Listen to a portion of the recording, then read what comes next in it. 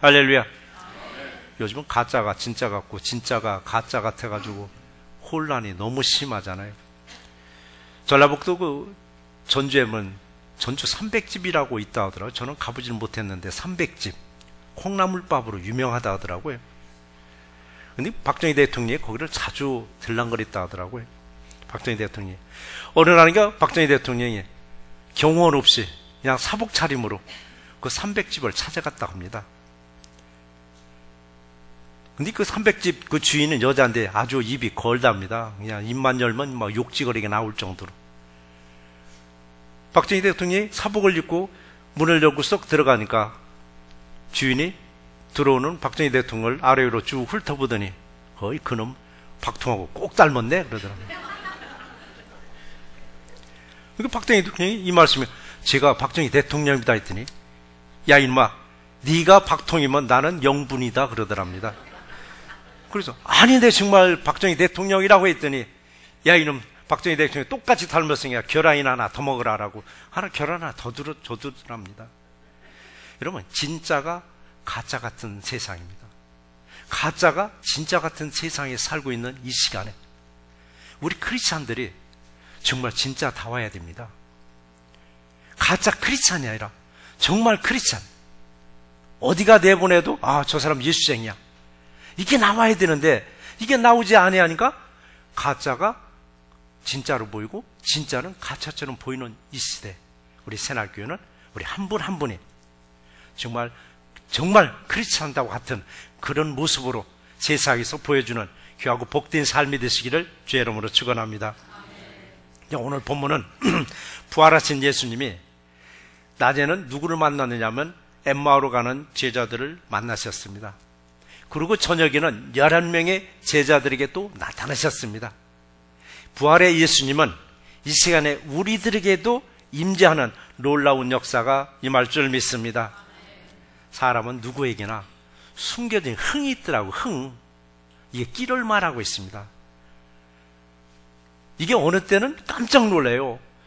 전혀 점잖해가지고 전혀 흥이 없을 줄 알았는데 어느 순간 이거 흥스러운 모습을 보면 아이고 저분에게도 또 다른 면이 있었네 라고 할 만큼 저와 여러분들 안에는 숨겨진 흥이 다 있습니다. 끼가 있는 거예요.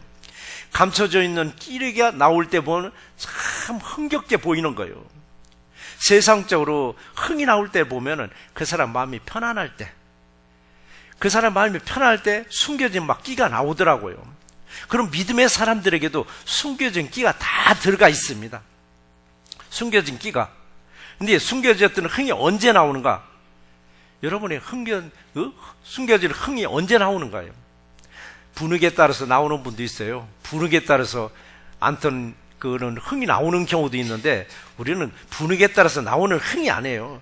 믿음 안에서는 성령이 충만했을 때 속에 감춰져 있던 것이 겉으로 드러나더라고요. 성령이 충만해졌을 때. 여러분 성령이 충만하면 마음에 평안함이 오더라고요. 마음이 평안하면은요 숨겨졌던 흥이 나오는 것뿐 아니라 세상을 바라보는 시각이 달라지더라고요. 세상 무서울 게 없더라고요. 세상 부러울 게 없는 거예요. 성령이 충만하면 세상 다 얻은 것 같습니다. 우주 만물을 다 막 품은 것 같아요. 그래서 내가 평안하면은 어제까지 그 미워했던 사람도, 내가 이 시간에 평안하면 어제까지 저 화상, 저 왼수하던 그 사람도 사랑스럽게 보이게 되는 거예요. 사람들이 가장 징그럽다고 보이는 게 뭐예요? 파충류잖아요. 뱀 종류들. 성령 충만할 때는 그거조차도 하나님이 이렇게 참 아름답게 이게 창조했다고 그 파충류조차도 보고서도 징그럽다 하지 않아요. 이 시간 우리 모두에게 감춰졌던 흥이 나와서 기쁨이 넘치는 평강의 시간이 되시기를 주의 이름으로 축원합니다. 오늘 우리에게 주시는 말씀이 있는데 이 첫 번째 말씀이 너에게 평강이 있을지어다 라고 했습니다. 너에게 평강이 있을지어다. 예수님은 죽은 자 가운데서 살아나셨습니다. 예수님은 여러분 부활하셨습니다. 부활하신 예수님은 휴가를 간 게 아닙니다. 부활하신 예수님은 안식년을 누리는 게 아니더라고요. 부활하신 예수님은 더 바쁘게 일을 하셨습니다. 뿔뿔이 흩어졌던 제자들을 다 찾아다니시면서 부활의 모습을 보여주셨습니다. 엠마오로 가는 2명의 제자에게도 보여주셨고 12명의 제자 중에서 1명이 자살하고 11명이 남았는데 이런 일도 하나 있었습니다. 요한복음의 기록을 보시면은 11명의 제자 중에 1명이 어디를 가고 10명이 있는 곳에 예수님이 딱 오셨습니다. 그러고 나서 예수님이 살아계심을 보여주신 거예요. 살아계심을. 이때 11명 중에 1명이 어디로 간 건 누구냐면 도마 있었습니다. 도마가 그 자리에 없었습니다. 그 10명의 제자들은 도마가 돌아오니까 얘기를 했습니다. 야, 우리 예수님 왔다라고. 예수님이 살아나셨다라고 도마에게 막 이런 자랑을 했습니다. 그 자랑을 받은 10명으로부터 자랑을 받은 도마는 아니다 이게요. 내가 눈으로 예수님의 못 박힌 자국을 눈으로 보고 거기에 내 손가락을 넣어보고 예수님 옆구리에 창으로 찔린 곳에 내 눈으로 보고 내 손가락을 넣어봐야 믿겠노라라고 믿질 않았습니다. 부활의 예수를 믿질 않았습니다. 그러고 나서 8일쯤 됐는데 예수님이 11명이 다 모인 자리에 딱 오셨습니다. 딱 오셔서 믿지 못하는 도마에게 하신 말씀이 너는 나를 봐야 믿느냐? 보지 못하고 믿는 자들이 복되도다라고 말씀하셨습니다. 우리 이 시간에 우리는 예수님을 우리 눈으로는 직접 못 봤습니다. 환상으로 봤거나 꿈으로 봤거나 우리 말씀으로 봤습니다. 근데 우리는 본 거 이상으로 예수님을 믿고 있습니다. 우리 여러분들 중에 한 분도 천국에서 살다 온 분은 한 분도 안 계셔요. 근데 우리는 천국에서 내가 마치 살다 온 것처럼 천국 얘기를 할 수 있습니다. 이게 여러분 믿음입니다. 그런데 도마는 그걸 아는 거예요. 내 손가락으로 넣어봐야 된답니다. 못자국 난 곳을. 내 손가락으로 창으로 구멍 난 곳을 내가 배 옆구리를 넣어봐야 믿겠다라고 했습니다. 그런데 예수님은 너는 나를 봐야 믿느냐? 보지 못하고 믿는 자들이 복되다라고 말씀하셨습니다. 그래서 우리는 보지 못했지만 믿는 저와 여러분들에게 더 없는 은혜와 축복을 부어주실 줄 믿습니다. 그런데 오늘 본문에서는 11명이 다 모였습니다. 11명이 다 모였는데 그 자리에 부활의 예수님이 딱 오셨습니다. 부활의 예수님이. 그리고 말씀하시기를, 부활의 예수님이 오셔서 말씀하시기를 36절에 너에게 평강이 있을지어다 라고 했습니다. 너에게 평강이 있을지어다. 이 시간에 주님은 우리들에게도 말씀하십니다. 새롭게 모든 성도들에게 평강이 있을지어다. 할렐루야. 평강의 복을 받은 우리들은 흥이 넘칩니다. 여러분 마음이 평안하면 절로 흥이 없습니다. 그리고 절로 나도 모르게 찬송가를 흥얼흥얼거리게 되어 있습니다. 기쁨으로 평안한 마음으로 소망의 마음으로 예배에 임하시기를 주의 이름으로 축원합니다. 부활하신 예수님이 11명의 제자들에게 나타나셨을 때 제자들의 반응은 어땠을까? 제자들의 반응 웰컴했을까? 아니더라고요. 웰컴하지 않더라고요. 37절의 기록을 보니까 그들이 놀라고 무서워하여 그 보는 것을 영으로 생각하는지라 했습니다. 영으로 생각했다는 뭐냐면 부활하신 예수님을 보고 귀신으로 여겼습니다. 귀신을 여겼습니다. 귀신이라고.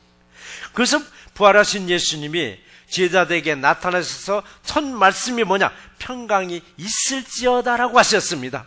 먼저 마음에 평안함을 주시더라고요. 한번 우리도 생각해 보시자고요. 분명 십자가에서 죽어서 무덤에 장사 지냈습니다. 무덤에 장사 지냈어요. 근데 죽은 줄만 알았던 예수님이 불쑥 제자들에게 나타났으니까 얼마나 놀랬겠느냐고요. 얼마나 놀랬겠느냐고요. 예? 세상에서 제일 무서운 게 사람이라고 하더라고요. 사람이 나타났는데 사람을 보고 놀라워서 귀신이다 하더라고요. 귀신을 귀신이라고 하는 건 괜찮은데 부활하신 예수님을 그저고 귀신이다 하는 만큼 놀래버린 겁니다. 놀래버린 거예요. 이런 모습이 또 어디 있었냐면 마태복음 14장에 보면은 예수님이 오병이어를 기적을 보이시고 제자들을 배에 태워서 건너 마을로 먼저 보냈습니다. 너희들은 이 배를 타고 먼저 가라라고. 그리고 예수님은 산에서 기도하셨습니다.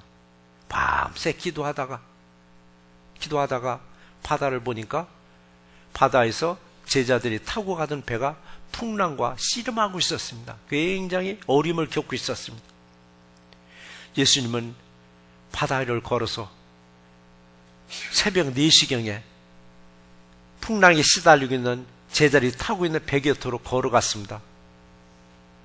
제자들이 풍랑과 싸우다가 바다를 보니까 웬 사람이 하나 바다 위로 걸어오니까 이들이 뭐라고 했습니다. 놀라면서 유령이다 소리 질렀다라고 했습니다.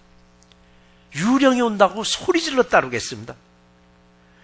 이렇게 무서워하는 제자들에게 예수님은 다독거렸습니다. 안심하여라. 나니까 두려워하지 말라라고 말씀하셨습니다. 여러분, 요 말씀은 그때 당시 제자들에게, 두려움에 떨고 있는 제자들에게 하신 말씀만은 아닙니다. 우리들도 어려움에 겪고 있을 때 주님은 우리를 어루만지시면서 두려워하지 말라. 내가 너와 함께 하니까 무서워하지 말라. 안심하리라고 우리를 우일해 주실 줄 믿습니다.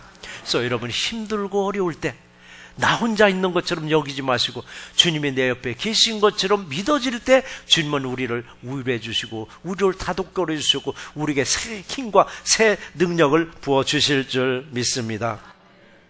이렇게 사라성전에서도 예수님이 물 위에 걸어오는 모습을 보시고는 유령이다, 즉 귀신이다라고 두려워했습니다.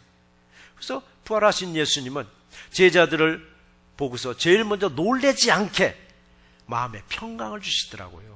그래도 마음이 편안하면 여유가 있으니까 뭘 보더라도 덜 놀랍니다. 근데 마음이 초조하고 있을 때 조그마한 일이 있어도 얼마나 놀라느냐고. 마음이 초조했을 때 발 하나 떨어져도 이게 뭐 세상 갈라지는 소리가 날 정도냐. 발 하나 떨어져도. 그런데 우리가 마음이 평안하면 그래도 덜 놀랄까 봐서 예수님은 제일 먼저 뭐를 평강해 주시더라고. 너에게 평강이 있을지어다라고. 우리도 이웃간에 만나고 또 사람들하고 만나면 인사하시잖아요.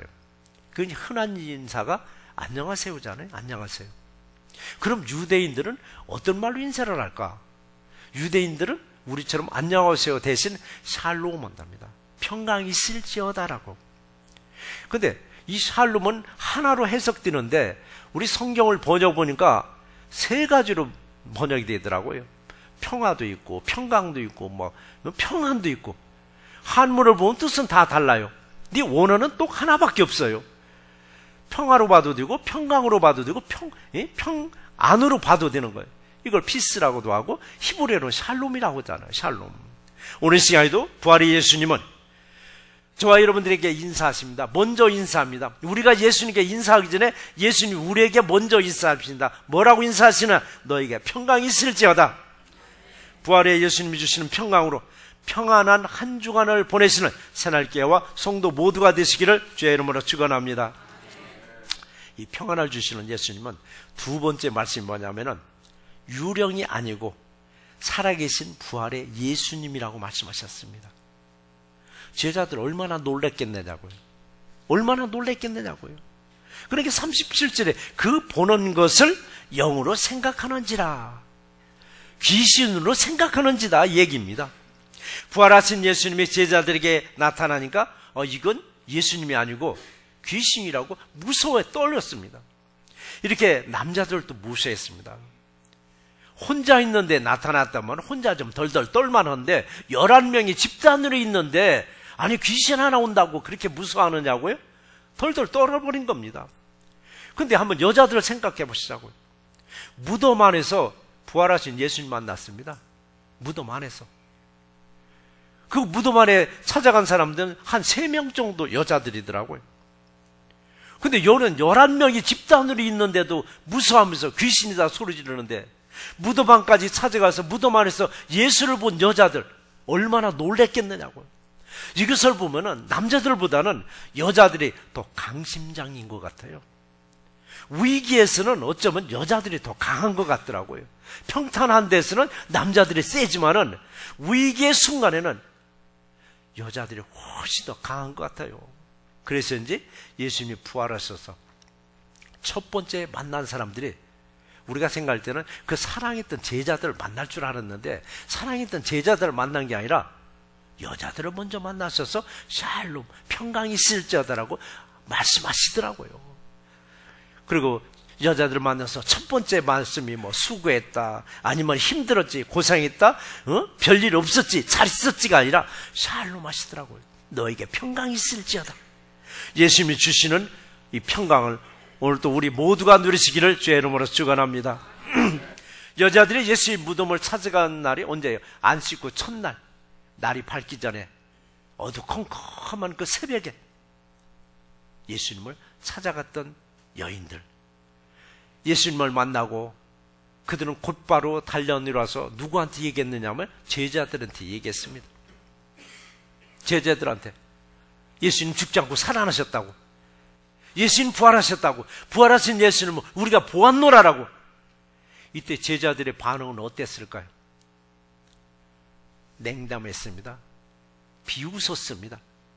누가복음 24장 11절의 기록을 보면 여자들의 말이 허탄한 듯 들려 믿지 아니하니, 허탄한 듯, 헛소리로 들렸다는 얘기입니다. 헛소리로 들렸다는 얘기예요. 제자들이, 유대 제자들이 바로 여자들이 하는 말을 어떻게 들었냐면은, 여자들이 예수 무덤 근처에 갔다가 헛것을 보고 와서 하는 말이라고 전혀 믿질 않았습니다. 남존여비 사상이 우리 조선시대보다도 유대인들은 더 심했습니다. 남존여비 사상은 뭐예요? 남자는 위대하고 여자는 천박스럽게 여기는 게 남존여비 사상입니다. 근데 오늘날은 게 바뀌었다고 하더라고요. 어떻게 바뀐지 아세요? 여존남비라고 하더라고요. 그러니까 유대인들이 생각하는 남존여비 사상이 얼마나 강했느냐고요. 그러니까 제자들이 비웃는 거예요. 니들이 뭔데? 니들이 뭔데 쓸데없는 소리 한다라고 소위 말해서 X 무시해버린 거예요. 그런 소리 하지 말라라고 무시해버리더라고요. 근데 이 여자들의 말에 마음에 뭔가 와닿는 제자 중에 한 명이 있더라고요. 여자들의 말이 뭔가 마음에 와닿는 제자 중에 한 명이 누구예요? 성질 급한 베드로지 뭐. 성질 급한 베드로. 그래 니들이 그렇게 했어? 내가 직접 가서 확인해 보리라고 성경에 보면 다름질했다고 하더라고. 무덤까지 다름질해서 가보니까 무덤이 열려있는 거예요. 열려있는 무덤 안에 들어갔습니까? 정말 예수님이 안 계신 거예요.